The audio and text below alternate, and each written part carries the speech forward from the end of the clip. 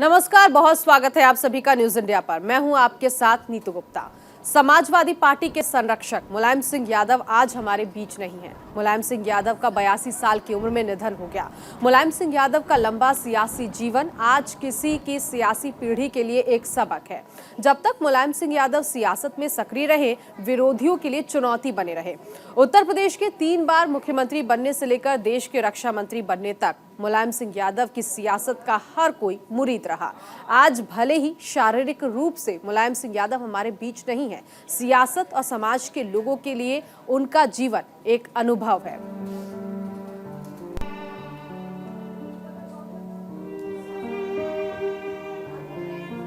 और ये तस्वीर इस वक्त आप देख रहे हैं, समाजवादी पार्टी कार्यालय से तस्वीर सामने आई है और झंडा नीचे झुका हुआ इस वक्त आपको तस्वीरों में नजर आ रहा है। आज पूरा देश मुलायम सिंह यादव को याद कर रहा है। सैफई में उनका पार्थिव शरीर पहुंचेगा और कल दोपहर उनका अंतिम संस्कार किया जाएगा। मुलायम सिंह यादव के निधन की खबर जैसे ही मिली, पूरे देश में शोक की लहर दौड़ गई। तमाम राजनीतिक दल के नेता ट्वीट के जरिए उन्हें याद कर रहे हैं, नमन कर रहे हैं, उन्हें श्रद्धांजलि दे रहे हैं।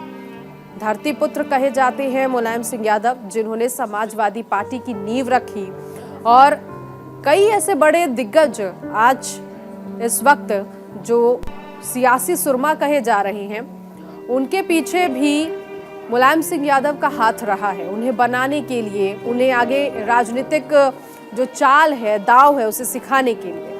ये तस्वीर इस वक्त आप देख सकते हैं गृह मंत्री अमित शाह, जो खुद आज मेदांता अस्पताल पहुंचे गुरुग्राम के। उन्होंने मुलायम सिंह यादव को नमन किया और साथ ही साथ अखिलेश यादव के साथ इस वक्त हाथ जोड़े। इन तस्वीरों में आप देख सकते हैं कि गृह मंत्री अमित शाह उन्हें नमन कर रहे हैं, मुलायम सिंह यादव को, और अखिलेश यादव से भी बात की है, सांत्वना दी है। तो कल उनका पार्थिव शरीर पंचतत्व में विलीन हो जाएगा, कल अंतिम संस्कार किया जाएगा, लेकिन उससे पहले श्रद्धांजलि का दौर लगातार जारी है। हर एक तस्वीर देश के अलग अलग जगहों से जो आ रही है वो हम आपको दिखा रहे हैं। समाजवादी पार्टी के संरक्षक मुखिया मुलायम सिंह यादव, 82 साल की उम्र में उनका निधन हो गया। लंबे समय से बीमार थे। गुरुग्राम के मेदांता अस्पताल में उनका इलाज चल रहा था और कई बार वो यहाँ पर डेली रूटीन के लिए भी आए। ये इस वक्त आप तस्वीर देख सकते हैं, उनका जब पार्थिव शरीर यहाँ से निकल रहा था बाहर अस्पताल से, लोगों ने पुष्पांजलि अर्पित की, फूल बरसाए उनके पार्थिव शरीर पर। जो ये गाड़ी, जो एम्बुलेंस उन्हें लेकर जा रही है सैफई, तो हर तस्वीर हम आप तक पहुंचा रहे हैं। किडनी की दिक्कत थी, इसके अलावा कई बीमारियां, काफ़ी लंबे समय से मुलायम सिंह यादव उन बीमारियों से जूझ रहे थे और इस बार जब वो अस्पताल में भर्ती हुए तो उनकी हालत पहले दिन से ही नाजुक बनी हुई थी। लगातार डॉक्टर मॉनिटरिंग कर रहे थे, डॉक्टर जांच रहे थे कि मुलायम सिंह यादव जल्द से जल्द ठीक हो, उनके शरीर में सुधार हो, लेकिन तबीयत हर दिन बिगड़ती जा रही थी। हालात बहुत ज़्यादा नाजुक हो गया था और कोई इस तरह के सिम्टम्स नज़र नहीं आए जिससे कहा जा सकता था कि मुलायम सिंह यादव की स्थिति बेहतर हो रही हो। एक दिन बीच में डॉक्टर का पैनल भी बैठा और अब जो रिपोर्ट सामने आई, जो मेडिकल बुलेटिन सामने आया, उस बुलेटिन के आधार पर डॉक्टर्स ने कहा कि उनकी स्थिति बेहद नाजुक है। ये सैफई की तस्वीर इस वक्त हम आपको दिखा रहे हैं। सैफई के लोग इस वक्त नम आंखों से उन्हें विदाई दे रहे हैं और सैफई जहां उनका अंतिम संस्कार किया जाएगा, अब बस यहाँ लोग इंतजार कर रहे हैं उनके अंतिम दर्शन के लिए। बस एक वो आखिरी पल जब उन्हें देख ले, इसका इंतजार सैफई के लोग कर रहे हैं। उत्तर प्रदेश को आगे बढ़ाने के लिए समाजवादी पार्टी के संरक्षक ने बहुत काम किया। कई ऐसी योजनाएं जो आज भी समाजवादी पार्टी में जब मुलायम सिंह यादव के वक्त वो योजनाएं लागू हुई थी, उन योजनाओं को याद किया जाता है। उत्तर प्रदेश में कई ऐसे विकास के काम मुलायम सिंह यादव के वक्त किए गए जिसकी मिसालें आज भी दी जा रही हैं। और जिस तरह से उनका कार्यकाल रहा, जो काम उन्होंने किया, उन कामों को ही सीखकर कई ऐसे राजनेता आज काफी ऊपर तक दिग्गज राजनेता हुए हैं। और वो खुद बयां करते हैं कि मुलायम सिंह यादव से राजनीति में कई चीजें उन्होंने सीखी हैं।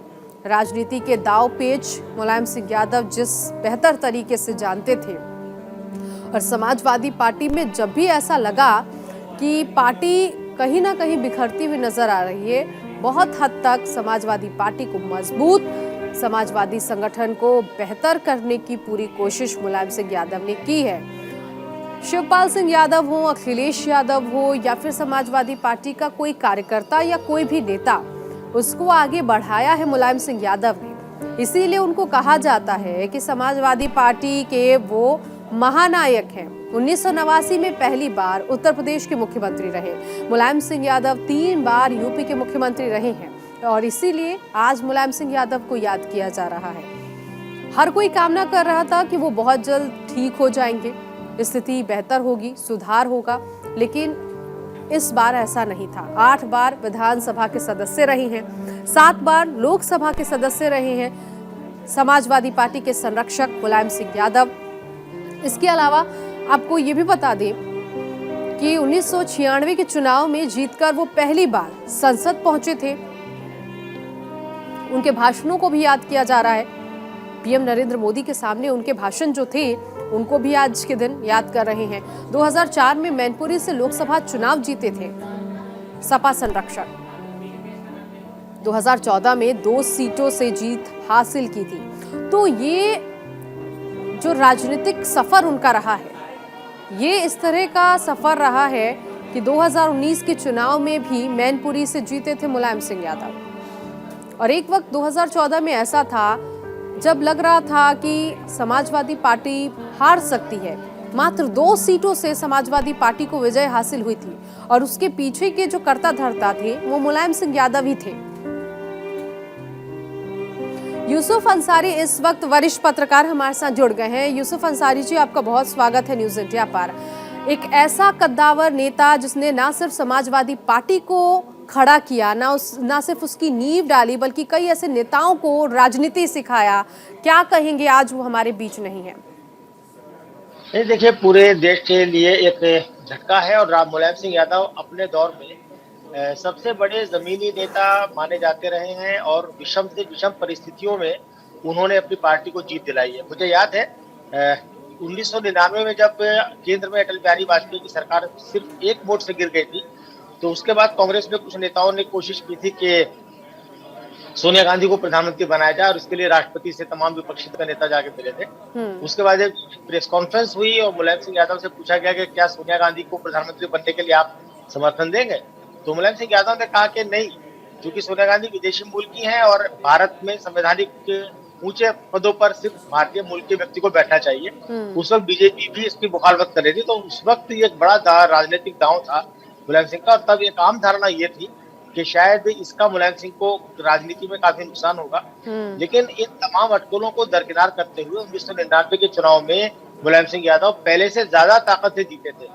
एक ऐसा दांव चल के उन्होंने राजनीति में अपने आप को सर्वाइव किया था कि जो बीजेपी का दांव था, बीजेपी इस मुद्दे को देश भर में घुरा रही थी, और बाद में मुलायम सिंह ने बीजेपी के वोटों में इसके सहारे सेंधमारी की। जहां 98 के लोकसभा चुनाव में समाजवादी पार्टी को सिर्फ 20 सीटें मिली थी, वहीं 1999 के चुनाव में समाजवादी पार्टी 25 सीटों से, यानी पहले के मुकाबले 5 सीटें ज्यादा जीत कर लाई थी। और मुलायम सिंह के ये स्टैंड देने के बाद ही कांग्रेस में शरद पवार, तारिक अनवर और पीएस संगमा ने बगावत की थी। यही मुलायम सिंह यादव ने 2003 में कांग्रेस के समर्थन से मुख्यमंत्री बने उत्तर प्रदेश के, तो उन्होंने अपने इस स्टैंड के लिए बाकायदा माफी मांगी सदन के अंदर, विधानसभा में। और बाद में सोनिया गांधी से जब उन्होंने पर्सनल मुलाकात की कांग्रेस का समर्थन देने के लिए उत्तर प्रदेश में, तो तब उन्होंने व्यक्तिगत रूप से मिलकर भी सोनिया गांधी ने माफी मांगी। तो ये चीजें ऐसी थी, ये बातें ऐसी हैं जो राजनीति में उनके कद को काफी ऊंचा करती हैं। अपने वादे के पक्के थे, और जिन नेताओं से उनकी अच्छी दोस्ती थी, जिन्होंने कभी उन पर कोई एहसान किया था, उस एहसान का बदला वो इस तरह चुकाते थे कि दूसरे आदमी को भी सम्मान महसूस होता था। मिसाल के तौर पे आज ही रशीद मसूद ने 1980 का चुनाव मुलायम सिंह यादव हार गए थे। उसके बाद वो किसी सदन का नेता नहीं थे। बाद में चरण सिंह से सिफारिश करके काजी रशीद मसूद ने उनको विधान परिषद का सदस्य बनवाया था 1982 में। मुलायम सिंह ने ये चीज याद रखी और बाद में रशीद मसूद दूसरी पार्टी में रहे, मुलायम सिंह दूसरी पार्टी में रहे, लेकिन इसके बावजूद जब मौका मिला तो उन्होंने रशीद मसूद को अपनी पार्टी में वापस लिया और 2007 में उपराष्ट्रपति का चुनाव भी काजी रशीद मसूद को लड़वाया। हालांकि चुनाव में वो हार गए थे, वोट भी काफी कम मिले थे, लेकिन उपराष्ट्रपति का चुनाव लड़ना अपने आप में एक सम्मान की बात है। तो काजी रशीद मसूद ने बाद में ये बात कही थी कि मुलायम सिंह यादव ने जो बात हमसे की थी, जो वादे हमसे किए थे, उसका एक तरह से एहसान का बदला चुकाया है। तो ऐसा और भी कई लोगों के साथ रहा है। तो मैं मानता हूं कि एक ऐसे नेता का जाना राजनीति में लंबे समय तक एक खाली जगह रहेगी। उस तरह का नेता निकट भविष्य में हमें कोई दूसरा नहीं दिखता कि जिसका इतना लंबा राजनीतिक सफर रहा हो। 55 साल का राजनीतिक सफर, 8 बार विधायक और 7 बार सांसद, केंद्र में मंत्री, एक बार तो प्रधानमंत्री बनते बनते रह गए थे। तो एक कमी तो महसूस होगी लंबे समय तक। वो एक अच्छे सलाहकार भी थे अंसारी साहब, क्योंकि मुझे वो वक्त भी याद आता है जब अखिलेश यादव कांग्रेस के साथ मिलकर जब चुनाव लड़ रहे थे, समाजवादी पार्टी और कांग्रेस के, तब भी वो नाराज थे और वो कह भी रहे थे कि कांग्रेस के साथ गठबंधन जो है समाजवादी पार्टी का आगे तक नहीं जाएगा। ये पहले उन्होंने सलाह दी थी अखिलेश यादव को, हालांकि अखिलेश यादव नहीं माने। तो कहा जा सकता है कि अच्छे सलाहकार और दूर तक की गणना करने वाले मुलायम सिंह यादव रहे थे। बिल्कुल, सियासी हवा को भांपने में वो माहिर थे और यही वजह जो मैंने आपको एग्जाम्पल दिया कि सोनिया गांधी को विदेशी मूल का मुद्दा उन्होंने उठाया और वो उसके बावजूद वो पहले से ज्यादा सीटें लेकर के लोकसभा में आए। जब आपने सलाह की बात कही तो मैं आपको 2002 का वाकया याद दिलाना चाहूंगा। जब 2002 में राष्ट्रपति के चुनाव चल रहे थे तो विपक्ष ने ये ठाना था कि हम एक साझा उम्मीदवार उतार के एनडीए के उम्मीदवार को नहीं जीतने देंगे। तो उस वक्त विपक्षी एकता अगर हो जाती तो अटल बिहारी वाजपेयी सरकार की तरफ से चुना गया कोई भी व्यक्ति राष्ट्रपति का चुनाव जीत नहीं सकता था, क्योंकि उनके पास नंबर सही थे। इस बीच मुलायम सिंह यादव एक दिन अटल बिहारी वाजपेयी से मिले और उन्होंने अटल बिहारी वाजपेयी को सलाह दी कि अगर आप डॉक्टर एपीजे अब्दुल कलाम को राष्ट्रपति पद का उम्मीदवार बना दे तो इससे 2 फायदे होंगे। पहला तो फायदा ये होगा कि आपकी छवि मुस्लिम समाज के बीच में निखर जाएगी, पॉजिटिव छवि बनेगी, क्योंकि बीजेपी की छवि मुस्लिम विरोधी छवि है। और दूसरा फायदा ये होगा कि अब्दुल कलाम साहब का कोई भी राजनीतिक दल विरोध करने का साहस नहीं जुटा पाएगा, क्योंकि सबको मुस्लिम वोट चाहिए होता है। और बाद में अटल बिहारी वाजपेयी ने ये सलाह मानी और जब एपीजे अब्दुल कलाम का नाम सामने आया तो विपक्ष की एकता जो है वो ताश के पत्तों की तरह बिखर गई। आपने बिल्कुल सही कहा कि 2017 में अखिलेश यादव को उन्होंने सलाह दी थी कि कांग्रेस से गठबंधन मत करो, क्योंकि ये गलती मुलायम सिंह यादव 2008 में कर चुके थे। मुलायम सिंह यादव की राजनीतिक शुरुआत जो रही है, एकदम शुरुआती दौर उनका रहा है, वो एंटी कांग्रेसिज्म का रहा है और एंटी कांग्रेस राजनीति के वो अगुवा माने जाते थे, परिवारवाद के वो विरोधी माने जाते थे और शुरुआत में उन्होंने परिवारवाद का जमकर विरोध किया। ये बात अलग है कि बाद में उनका परिवार राजनीतिक रूप से सबसे बड़ा परिवार बनकर भी उभरा। तो 2008 में जब वामपंथी दलों ने यूपीए सरकार से समर्थन वापस लिया था और उस वक्त सरकार बचने की कोई संभावना नहीं थी, क्योंकि वामपंथी दलों को ये यकीन था कि मुलायम सिंह यादव जो है वो सरकार के विरोध में वोट करेंगे। वामपंथी दल मुलायम सिंह यादव को तीसरे मोर्चे का सबसे बड़ा नेता मानते थे, क्योंकि मुलायम सिंह यादव ने उत्तर प्रदेश में बीजेपी को लोकसभा में काफी सीटें कम करा दी थी और वामपंथी दलों के सबसे पसंदीदा नेता मुलायम सिंह यादव थे। लेकिन उस वक्त मुलायम सिंह यादव ने कांग्रेस की सरकार बचाई और बाद में कांग्रेस के उनका गठबंधन भी नहीं हो पाया। तो शायद ये वो तजुर्बा था जिस तजुर्बे के आधार पर वो अखिलेश यादव से कह रहे थे कि कांग्रेस से गठबंधन करने से उनको फायदा नहीं होगा। और अंसारी साहब, क्योंकि तजुर्बा सिर्फ एक राजनेता के तौर पे नहीं था, जो आपसी रिश्ते, जो आपसी कलह थे, उनको भी कैसे संभालना है ये भी बाखूबी मुलायम सिंह यादव जानते थे। आपको याद होगा जब प्रसपा पार्टी बनने से पहले शिवपाल सिंह यादव जब समाजवादी पार्टी छोड़ते हैं, पैर छूने आते हैं मुलायम सिंह यादव के, आशीर्वाद लेते हैं और शिवपाल सिंह यादव यही कहते हैं कि उनका आशीर्वाद लेना बहुत ज़रूरी है। तो जो आपसी रिश्ते हैं जिसको उन्होंने बनाए रखा है और जो अखिलेश यादव के साथ का रिश्ता हो और या फिर शिवपाल सिंह के यादव के साथ का जो रिश्ता हो, इन लोगों के बीच जो भी अंतर्कलह है उसको भी काफ़ी दूर करने की कोशिश मुलायम सिंह यादव ने की है। तो जो आपसी रिश्ते हैं उसको भी समेटने की, संभालने की बाखूबी कोशिश जो है मुलायम सिंह यादव की तरफ से की गई है।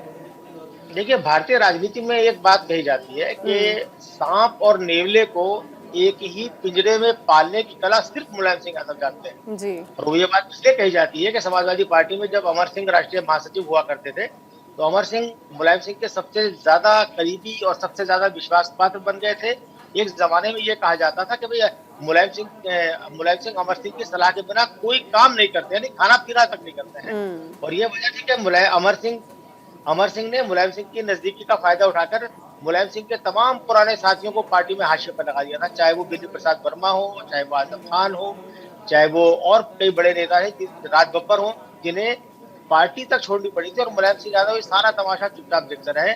लोग कहते थे भाई आजम खान और अमर सिंह जैसे धुर विरोधी नेता कैसे एक साथ है, तो वो कहते थे भाई सांप और नेवले को एक पिंजरे में पालने की कला सिर्फ मुलायम सिंह यादव जानते हैं, इसलिए वो दोनों साथ हैं। तो यही चीज उन्होंने परिवार में जब ये हुआ, विघटन शुरू हुआ, तो देखिए एक चीज तो राजनीति में पहले से तय है, भारतीय राजनीति भारतीय संस्कृति क्या पूरी दुनिया में है कि बाप की जो विरासत है वो बेटे को जाती है, भाई या बेटी को या भतीजों को नहीं जाती है।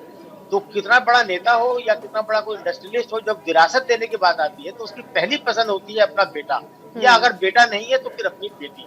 तो ये राजनीति में भी ये बात लागू होती है। तो ये लोग ये बात हम पहले से जानते थे कि अखिलेश यादव को ही पार्टी की कमान मिलेगी, शिवपाल यादव कितनी भी कोशिश कर ले वो मुलायम सिंह यादव उन्हें कमान नहीं देंगे। तो मुलायम सिंह यादव ने राजनीति में जितने पैतरे हो सकते हैं वो, और पहलवानी के अखाड़े में जितने पैतरे दांव पे हो सकते हैं वो सब इसलिए आजमाए ताकि वो अपने सामने अपने बेटे को राजनीति में एस्टेब्लिश कर दे, पार्टी में उनके खिलाफ उठने वाली हर आवाज को दबा दे। इसलिए बड़ी चालाकी से उन्होंने ये बात तो रखी कि भाई हम समझौता करा रहे हैं, शिवपाल यादव का सम्मान भी बढ़ा कर रखा, लेकिन उन्होंने जो चाहते थे कि भाई मेरा बेटा किसी तरह मेरे बाद पार्टी में एस्टेब्लिश हो जाए, वो सारे काम उन्होंने किए। और शिवपाल यादव को ये बना के रखा कि वो अखिलेश यादव के खिलाफ उस हद तक बगावत ना करें कि अखिलेश यादव का सिंहासन डोलने लगे। तो ये इस कला में मुलायम सिंह यादव माहिर माने जाते हैं कि किस तरह से वो समझा बुझा के अपना काम निकलवाते हैं। तो ये चीज उन्होंने अपने परिवार की राजनीति में भी रखी। और आज देखिए शिवपाल यादव कहाँ है, शाख से टूटे हुए एक पत्ते की तरह है जिसकी अपनी कोई हैसियत नहीं है। वो विधायक मुलायम सिंह की पार्टी अखिलेश यादव की पार्टी से है और अपनी पार्टी के वो राष्ट्रीय अध्यक्ष भी नहीं बन सकते हैं। अपने नाक बचाने के लिए उन्होंने अपने बेटे को राष्ट्रीय अध्यक्ष उसका बना दिया है, और वो अगर अपनी पार्टी में अध्यक्ष बनता आना चाहेंगे तो उन्हें समाजवादी पार्टी के विधायक पद से इस्तीफा देना होगा। तो ये मुलायम सिंह की कह सकते हैं कि राजनीतिक दांवपेच है कि उन्होंने अपने भाई का राजनीतिक जीवन खत्म कर दिया अपने बेटे के राजनीतिक भविष्य के लिए। हाँ, अंसारी साहब आप बने रहिएगा, मैं आऊंगी आपके पास। लेकिन तमाम दिग्गज जो हैं आज श्रद्धांजलि दे रहे हैं। ऐसे में मुलायम सिंह यादव के निधन पर कांग्रेस नेता मल्लिकार्जुन खड़गे ने क्या कुछ कहा है, अब आपको वो सुनवाएंगे। मुलायम सिंह जी एक बहुत बड़े सीनियर नेता को हमने खोया है और वो हमेशा गरीबों के साथ थे। हमको एक बहुत बड़ा दुख हुआ है और बहुत बड़ा ठेस पहुंचा है। हम साथी थे और वो हमारे बुजुर्ग थे और खासकर समाजवाद के उसूलों पे उनका विश्वास था और उसी के तहत चलने की उनकी मंशा भी थी और पिछड़े हुए लोगों के लिए वो एक मसीहा थे। ऐसे एक व्यक्ति को हमने खोया है। तो मल्लिकार्जुन खड़गे को आपने सुना, आज वो भी याद कर रहे हैं और कह रहे हैं कि इतने बड़े सीनियर नेता का जाना देश से वाकई एक क्षति है। अंसारी साहब मैं आपके पास आऊंगी क्योंकि वाकई एक बहुत बड़ी क्षति है, ना सिर्फ समाजवादी पार्टी को आगे लाने के लिए, उसकी नींव रखने के लिए, बल्कि देश में कई नेताओं को राजनीति सिखाने में भी माहिर थे मुलायम सिंह यादव, जो आज हमारे बीच नहीं रहे। रिश्तों को लेकर हमने जिक्र किया कि रिश्ते कैसे, वो जो आपसी रिश्ते जो बिगड़ते जा रहे थे उसको भी बांधने की कोशिश उन्होंने की। एक राजनेता के तौर पर उनका जो राजनीतिक करियर रहा, उतार चढ़ाव भी हमने देखा। हम अगर पिछड़ा वर्ग के लोगों की बात करें तो उनका भी काफ़ी उद्धार उन्होंने किया है। एक नाम आता है मायावती का, लेकिन मायावती से पहले एक नाम आता है मुलायम सिंह यादव का, जो पिछड़ा वर्ग हो, अति पिछड़ा वर्ग हो, उसके लिए जो काम किया है आज वो भी हम याद कर रहे हैं कि काफ़ी योजनाएं जो है मुलायम सिंह यादव उस क्षेत्र के लिए भी, उस वर्ग के लिए भी लेकर आए। नहीं, ये बात सही है कि मुलायम सिंह यादव पिछड़े वर्गों के एक बड़े नेता थे, लेकिन दिग्विजय सिंह ने श्रद्धांजलि दी। इस वक्त आप देख सकते हैं उनके साथ और भी कई नेता यहाँ नजर आ रहे हैं जो कि मुलायम सिंह यादव को आज याद कर रहे हैं। जी अंसारी साहब, आप अपनी बात पूरी कीजिए, तस्वीरें लगातार आ रही हैं। पिछड़े वर्ग के एक बड़े नेता के रूप में उभरे और उनकी समाजवादी पार्टी को अगर आप देखें, जब मुलायम सिंह यादव समाजवादी पार्टी के अध्यक्ष हुआ करते थे तो उनके साथ ब्राह्मण समाज से जैनेश्वर मिश्र थे जो कि छोटे लोहिया के नाम से जाने जाते थे। उनके साथ बिजली प्रसाद वर्मा थे जो कि कुर्मी समुदाय से आते थे। मुस्लिम नेताओं में आजम खान थे, और उत्तर प्रदेश की अगर हम बात करें तो इस तरह से उनके साथ जो है तमाम पिछड़ी जातियों के नेताओं का एक समूह था, जो कि आज समाजवादी पार्टी में नहीं दिखता है। लेकिन जब से उनका परिवार में पार्टी पर एक तरह से ऑक्टोपस की तरह कब्जा हुआ, उनके भाई रामगोपाल यादव राज्यसभा के नेता हो गए, एक बार लोकसभा में वो रहे, बाद में बेटा आया तो बेटे को उन्होंने जल्दी सांसद बनाया, फिर बहू को भी सांसद बनाया। तो ये पिछड़े वर्ग में ये मैसेज गया कि भाई ये अपने परिवार के लिए काम करे, तो पिछड़ा वर्ग उस तरह से उनसे छिटकता चला गया। जहां तक मायावती का सवाल आपने नाम लिया, तो मायावती दलित समुदाय की नेता रही है, और दलितों को एकजुट करने में मायावती से ज्यादा रोल जो था, बड़ा रोल वो काशीराम का था, जिन्होंने बसपा की नींव रखी थी। और 1993 में काशीराम के साथ गठबंधन करके मुलायम सिंह यादव सत्ता में आए थे। उस वक्त एक नारा उछला था, मिले मुलायम काशीराम हवा में उड़ गए जय श्री राम। ये वो दौर था कि जब 1992 में अयोध्या में बाबरी मस्जिद गिरने के बाद बीजेपी का उफान था और राम लहर चरम पे थी। लेकिन उस वक्त भी बीजेपी की कमंडल की राजनीति को मुलायम सिंह ने दलित और पिछड़ों की गठजोड़ की राजनीति, जिसे मंडल की राजनीति भी कहते हैं, उस राजनीति से धो दिया था। तो इसमें कोई शक नहीं है कि पिछड़े वर्गों के बड़े नेता के रूप में लंबा सफर राजनीति का तय किया मुलायम सिंह यादव ने। लंबे समय तक वो पिछड़ों के नेता बने रहे, लेकिन अपने आखिरी वक्त में आके वो यादवों के नेता हो गए, और उसके बाद वो अपने यादव परिवार के संरक्षक रह गए। लेकिन राजनीति में एक आम आदमी से उठ के एक वो टीचर हुआ, पहले वो अखाड़े के पहलवान थे, फिर वो एक टीचर हो गए थे। उसके बाद उन्होंने राजनीति में कदम रखा, 1967 में पहली बार विधायक चुने गए, और उसके बाद वो कई बार नेताओं के साथ पार्टियां बदलते गए, और उन्होंने इतना लंबा सफर तय किया, और इतना एक छोटे से परिवार से उठ के आके केंद्र में रक्षा मंत्री तक हो जाना, प्रधानमंत्री के लिए उनका नाम चलना, तीसरे मोर्चे में वो एक नेता पद के एक सर्व स्वीकार्य नेता हो जाना, तो ये एक बहुत बड़ी बात है। मुझे लगता है कि उनका जीवन जो है पिछड़े वर्गों से जो राजनीति में लोग आते हैं उनके लिए एक इंस्पिरेशन का है, एक सोर्स ऑफ इंस्पिरेशन है, प्रेरणा का है कि किस तरह से एक आदमी अपनी मजबूत विल पावर से, राजनीतिक कौशल से, बिल्कुल, और आज उसी शख्सियत को हर कोई याद कर रहा है। उसके नहीं होने से आज आंखें नम हैं, और ना सिर्फ राजनीतिक सफर याद कर रहे हैं बल्कि वो कैसे शख्स थे, उनका जीवन कैसा रहा, वो भी याद किया जा रहा है। बहुत शुक्रिया अंसारी साहब, आप हमारे साथ जुड़े और चर्चा की।